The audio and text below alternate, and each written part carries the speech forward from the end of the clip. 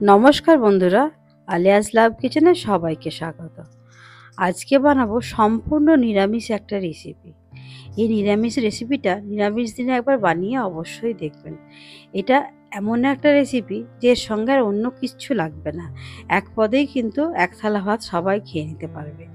আর এইটা থাকলে অন্য কিছু কেউ আর চাইবে না।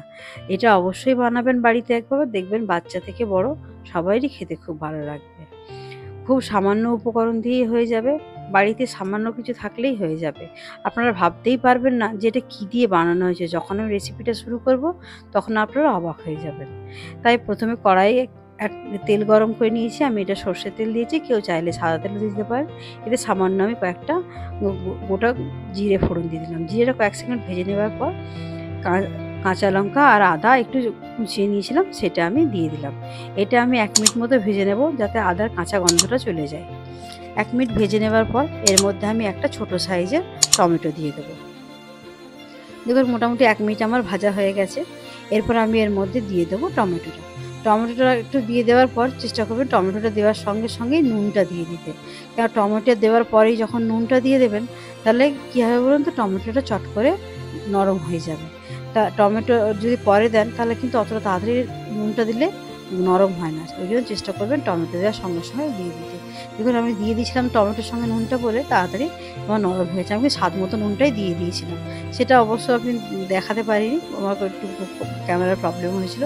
তারপর আমি একটু দিয়ে দিলাম হলুদ, একটু জিরে গুঁড়ো, একটু লঙ্কার গুঁড়ো, একটা ছোটো চামচের একটু অল্প অল্প করে দিলাম। কেন এটা আমি পুর বানাবো, তো এটা খুব বেশি মশলা আমার লাগবে না, একটু সামান্য অল্প মশলা হলেই হবে। আর এই মশলাটার মধ্যে কোনো রকম জল ব্যবহার করবেন না। এগুলো একটু ভাজা ভাজা হয়ে যাওয়ার পর, মিনিট 2 ভাজা ভাজা হয়ে যাওয়ার পর, এখানে এই মাঝারি সাইজের 2টো আলু সেদ্ধ করে গ্রেট করে রেখেছিলাম। এই আলুটা খুব ভালোভাবে মশলার সঙ্গে একটু মিক্স করে নেব। একটু আলুটা ভাজা ভাজাও হয়ে যাবে আর মশলার সঙ্গে মিক্সও হয়ে যাবে, যাতে মশলাটা ভালো মতো আলুর সঙ্গে মিক্স হয়ে যায়। দেখুন আপনারা মিশে গেলে আপনারা সেটা বুঝতে পারবেন। এরপর যেহেতু নিরামিষের মধ্যে একটাতেও কিছু একটু নতুনত্ব লাগবে, তাই এর মধ্যে দেবো কিছুটা আমি পনির। মোটামুটি 100 গ্রাম মতো পনির আমি দিয়েছি, আর 200 গ্রামের বার থেকে অর্ধেকটা কেটে নিয়েছি আমি। এরকম একটা বড় সাইজের গ্রেটার দিয়ে আমি একটু এটা গ্রেট করে দেবো। তবে কেউ চাইলে পনিরটা কমিয়ে বাড়িয়েও নিতে পারেন, আর কেউ না চাইলে নাও দিতে পারেন। তবে পনিরটা দিলে কিন্তু খেতে অবশ্যই ভালো লাগে। চেষ্টা করবেন পনিরটা দিয়ে করার, কারণ যেদিন আমরা নিরামিষ বানাই সেদিন কিন্তু আমরা অধিকাংশই একটু পনিরটা রাখি, পনির বা সয়াবিন এ ধরনের জিনিসগুলো রাখি, তাই পনিরটা দেওয়ার অবশ্যই চেষ্টা করবেন। এরপর এর মধ্যে ওপর থেকে একটুখানি দিয়ে দেবো সামান্য পরিমাণ গরম মশলা, আর একটু স্বাদের জন্য অল্প পরিমাণ চিনি। তবে আজকাল অনেকের বাড়িতে সুগার পেশেন্ট থাকে, অনেকে চিনি খায় না। তারা যদি চিনিটা অ্যাভয়েড করতে চান, তারা চিনিটা অ্যাভয়েড করতে পারেন, কোনো অসুবিধা নেই। বা চিনির সাবস্টিটিউট যেসব জিনিসগুলো ব্যবহার হয় সেগুলো ব্যবহার করতে পারেন। এরপর এগুলো ভালো করে মিক্স করে নিয়ে ঠান্ডা করতে দিয়ে রেখে দেবো। দিয়ে যেটা দিয়ে বানাবো আসল, সেটাই আসল মজার জিনিস, যে সামান্য কি জিনিসটা যেটা দিয়ে বানাবো বলেছিলাম, সেটাই আজকে আপনাদের দেখায় যে কী দিয়ে জিনিসটা বানাবো। যে নিরামিষ দিয়ে অমলেট। এই দেখুন, যে পাঁপড়টা আমরা অনুষ্ঠান বাড়িতে খেয়ে থাকি না, বড় মাপে যে পাঁপড়টা বা প্লেন যে পাঁপড়টা, এইটা দিয়েই বানাবো। জলের মধ্যে প্লেটে একটা জল নিয়েছিলাম, জাস্ট এপিট ওপিট ধুয়ে নেবেন, শুধু জাস্ট একবার ডুবিয়ে তুলে নেবেন, বেশিক্ষণ ভিজিয়ে রাখবেন না। তাহলে কিন্তু জিনিসগুলো খুব নরম হয়ে যাবে, তাহলে কাজগুলো করতে পারবেন না। আর একসঙ্গে অনেকগুলো করবেন না, আমি দুটো দুটো করে করি, এটা আমার সুবিধা মনে হয়। 2 কি 3টে করবেন, তার বেশি করবেন না, তাহলে কিন্তু অনেকগুলো করলে জলটা টেনে নেবে, তখন কিন্তু খুব কাজগুলো করতে অসুবিধা হবে। কারণ এগুলো তো খুব নরম জিনিস, ভিজে গেলে অসুবিধা হবে।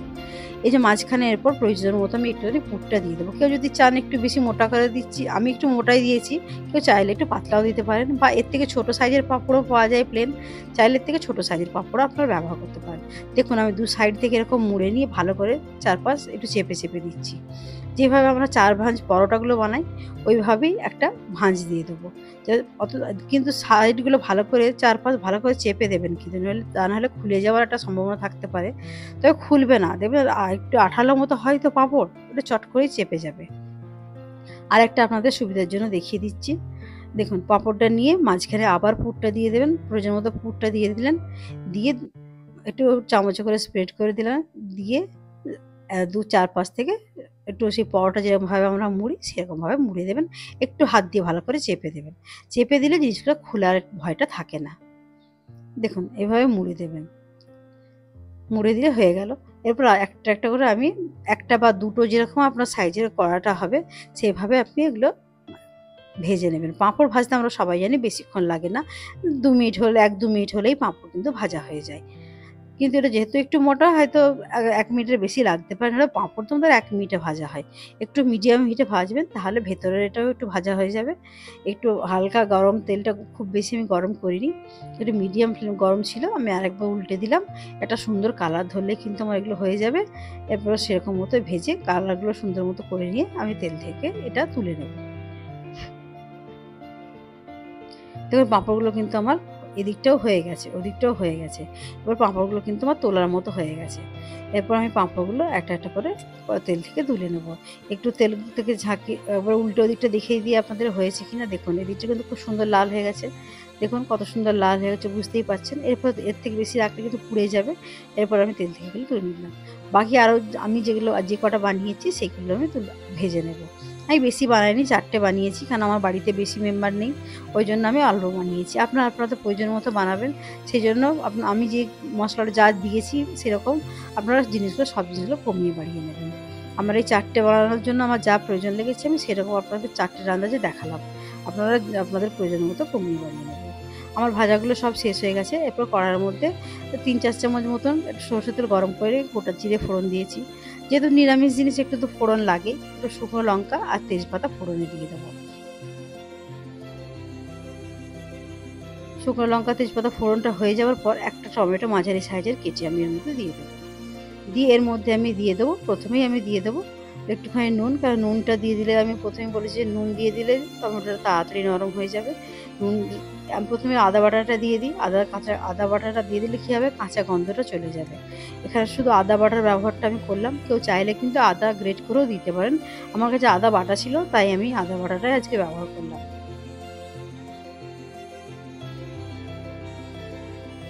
একটু হলুদ দিয়ে দিলাম, একটু লঙ্কার গুঁড়ো দিলাম, একটু জিরের গুঁড়ো দিলাম। তাহলে মোটামুটি সব মশলাই আমার দেওয়া হয়ে গেল। কিচ্ছু না, শুধু আদা বাটা, জিরে গুঁড়ো, লঙ্কা গুঁড়ো, হলুদ গুঁড়ো আর নুন। এই হচ্ছে জাস্ট মশলা। এর বেশি আর কিচ্ছু আমার লাগবে না। এর ২ মিনিট ভাজা হয়ে গেছে, মশলার কাঁচা গন্ধটা চলে গেছে। সামান্য জল আমি দিয়ে দিলাম। সবই তো শুকনো মশলা, নইলেও মশলাটা পুড়ে যাবে। এই জন্য আমি একটু জল দিয়ে একটু কষিয়ে নেবো। বন্ধুরা, আমার রান্নাগুলো যদি আপনাদের ভালো লেগে থাকে তাহলে অবশ্যই আমার চ্যানেলটা সাবস্ক্রাইব করে পাশে থাকার অনুরোধ রইল। পাশে থাকা বেল নোটিফিকেশনটা অবশ্যই অন করে দেবেন যাতে আমার আপলোড করা যে কোনো ভিডিও সবার আগে আপনাদের কাছে পৌঁছে যায়। কোনো কিছু জিজ্ঞাসা থাকলে কমেন্ট করবেন। আর আমার ভিডিওগুলো লাইক শেয়ার করবেন। আর একটা বাটির মধ্যে কিছুটা ওই যে পুরটা বানিয়েছিলাম সেটা আমি উঠিয়ে রেখেছিলাম। এটা এই মশলাটার মধ্যে এই সময় দিয়ে দেবো। দিয়ে ভালো করে মশলার সঙ্গে মিক্স করে নেব। একটু জলেরও আমি সাহায্য নেব যাতে ভালোভাবে মশলাটা গ্রেভি মতো হয়ে যায়। নাহলে কিন্তু দেখুন কিছু তো মশলা নেই, জিনিসটা আমাকে গ্রেভি আনতে হবে। তো যদি আমি একটা পদ দিয়ে কাউকে খাওয়াতে চাই তাহলে তো আমাকে একটা গ্রেভি দিতে হবে। নাহলে ওই জন্য একটু আলুর যে পুরটা সেটা তুলে রেখেছিলাম। এর মধ্যে আলু, পনির সব কিছু থাকার জন্য কিন্তু এটা স্বাদটা কিন্তু অন্যরকম হবে। আমি আজকে এটা কিন্তু রুটি খাওয়ার জন্য বানিয়েছিলাম, তাই আমি একটু বেশি গাঢ় বানিয়েছিলাম।